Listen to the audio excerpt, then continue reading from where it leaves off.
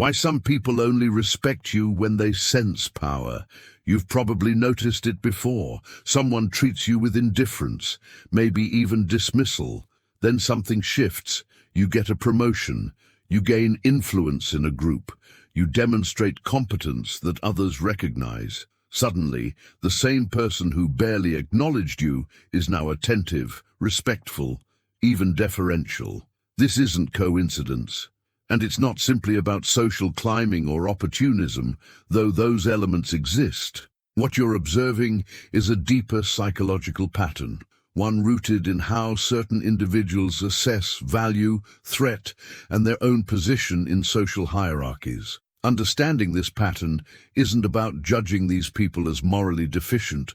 It's about recognizing a specific cognitive framework that governs how they navigate relationships. The phenomenon reveals something fundamental about human social cognition. Not everyone processes respect through the same psychological machinery. For some people, respect is relational. It flows from perceived equality, shared values, or inherent dignity. For others, respect is positional. It's a response to perceived power differential. And once you understand this distinction, you begin to see it everywhere. Let's start with the mechanism itself. At the core of this pattern is what psychologists call hierarchical orientation, a tendency to view social interactions primarily through the lens of status and dominance. People high in hierarchical orientation don't necessarily see themselves as manipulative or shallow. They simply organize their social world vertically. Every interaction contains an implicit question. Where does this person rank relative to me? This isn't conscious scheming. It's more like a perceptual filter. When you have hierarchical orientation as your primary social lens, you're constantly, often unconsciously, assessing signals of power, competence, authority, and social value. And your behavior adjusts accordingly. Not because you've decided to be strategic, but because your brain is automatically calibrating your response to what it perceives as the status differential in front of you. Now, power here doesn't mean just formal authority. It's broader than that. Power in this context includes social proof, competence, access to resources, network position, perceived confidence, and even the ability to grant or withhold something valuable. When someone demonstrates any of these forms of power, they trigger a recalibration in the hierarchically oriented observer. The respect that follows isn't fake exactly. It's genuine within that person's framework. They truly do feel differently toward you once they perceive power. Their brain has reclassified you from low priority to worth engaging seriously. The shift is real. It's just that the mechanism producing it is different from how others generate respect. Consider a workplace example, but not as a story, as an illustration of the concept in action. Imagine someone joins a team as a junior contributor. A colleague with high hierarchical orientation interacts with them minimally, offers little help, perhaps interrupts them in meetings. 6 months later, that same junior person is selected to lead a high-visibility project. Suddenly, the colleague is responsive, supportive, even seeking their input. What changed wasn't the junior person's inherent qualities, their intelligence, kindness, or work ethic. What changed was the power signal. The hierarchically oriented colleague didn't think, I should treat this person better now because they have influence. The shift was more automatic. The new power signal triggered a different social script. The person is now coded as someone whose opinion matters, or someone who could affect my standing. And the behavioral response updates accordingly. This creates a peculiar asymmetry in relationships. If you're someone who extends baseline respect to people, regardless of their position, you might find this pattern confusing or even offensive when you encounter it. You might wonder, why does this person only engage with me seriously now? Why was I invisible before? The dissonance comes from operating with different respect generation mechanisms. You're using a relational model. They're using a positional one. And here's what makes this particularly interesting from a psychological standpoint. People with strong hierarchical orientation often don't recognize they're doing this. If confronted, they might genuinely not recall treating you differently before. The earlier version of you, the low-power version, simply didn't register as socially significant.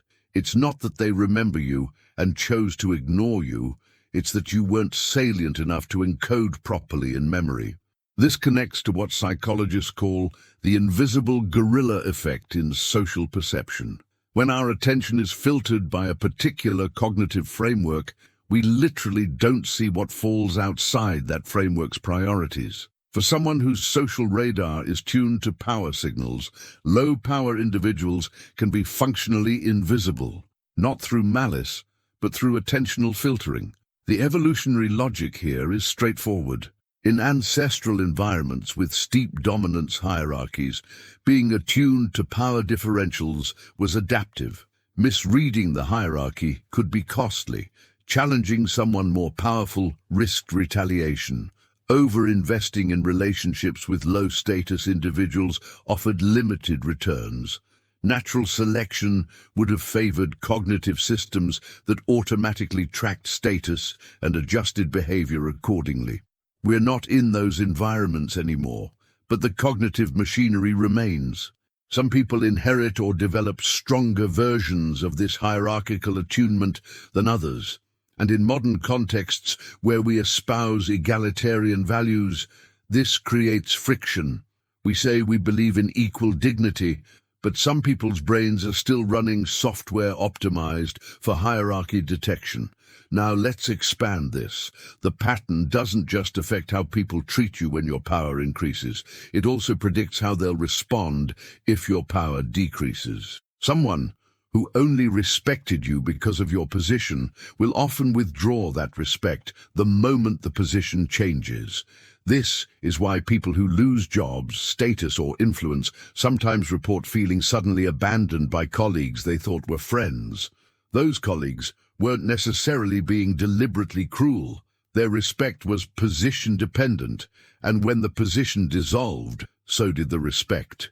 This has profound implications for trust and relationship formation. If someone's respect for you is primarily power-based, that respect is inherently unstable. It will fluctuate with your fortunes. You can't rely on it during difficult periods. And paradoxically, you can't fully enjoy it during successful periods either, because some part of you knows it's conditional on circumstances rather than rooted in your inherent value as a person. There's also a reciprocal dynamic worth noting. When you recognize that someone only respects power, you face a choice. You can engage with them on those terms, maintaining power signals, never showing vulnerability, always operating strategically. Or you can decline to play that game, accepting that this person will likely never offer the kind of respect you'd prefer. Neither choice is inherently wrong, but both have costs. The strategic engagement path is exhausting. It requires constant performance of power. The moment you relax, the moment you show uncertainty or need, you risk losing the respect you'd accumulated. This creates relationships that feel more like ongoing negotiations than genuine connections. You're always aware that you're being evaluated, always managing impressions. The alternative, declining to engage on those terms, means accepting limited relationships with these individuals. You might maintain professional courtesy, but you won't invest emotionally. You won't seek their validation or be hurt by their dismissal. This is emotionally cleaner, but can be socially limiting, especially in contexts where hierarchically oriented people hold actual power. Here's another layer. This dynamic becomes more complex when you consider intersectional factors. People from marginalized groups often have to demonstrate more power to receive the same baseline respect that others get automatically. A woman in a male-dominated field, for instance, might find that hierarchically oriented colleagues only take her seriously after she's demonstrated exceptional competence, published extensively, or gained external recognition. The threshold for triggering the power-respect response is higher. This isn't a separate phenomenon. It's the same mechanism operating with an adjusted baseline. The hierarchically oriented person's brain is running an algorithm that weights demographic signals into its status calculations. They're not consciously thinking, "I'll respect women less." They're just running a mental model where certain demographic categories start with lower assumed status, requiring more evidence to override the default classification. Understanding this doesn't make it acceptable, but it does make it predictable, and predictability offers a kind of power itself. When you know someone operates this way, you're not confused by their behavior shifts.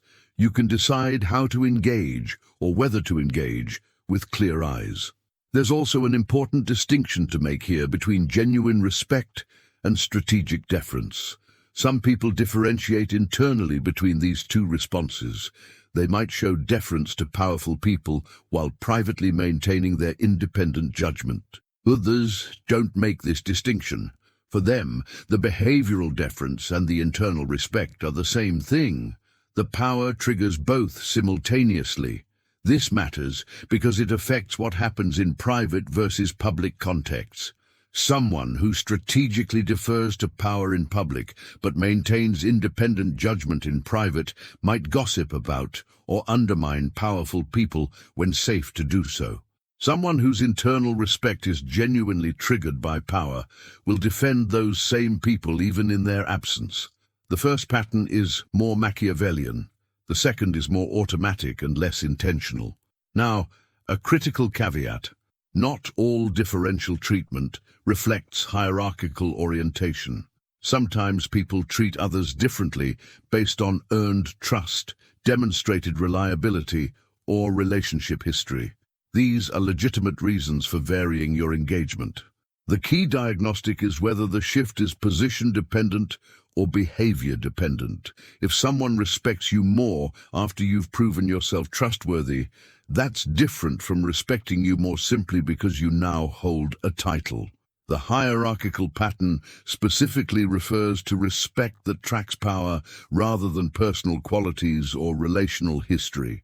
It's the person who treats the CEO with deference but dismisses the administrative assistant, regardless of their respective personal merits. It's the social climber who cultivates relationships exclusively with high-status individuals while ignoring everyone else. And here's what makes this difficult. We all have some degree of hierarchical orientation. It's not a binary. Very few people are completely immune to power signals.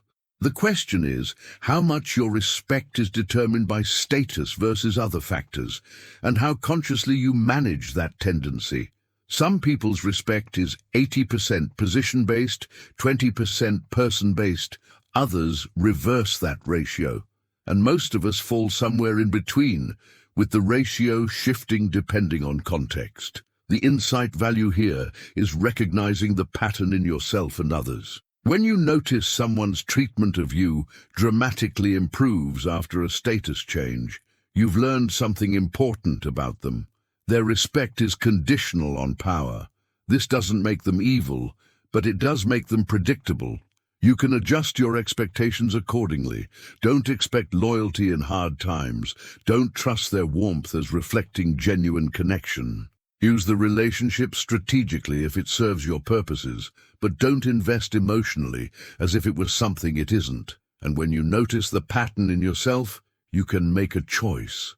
You can ask, is this how I want to allocate respect? Do I want my social engagement to be primarily hierarchical, or do I want to cultivate a different model?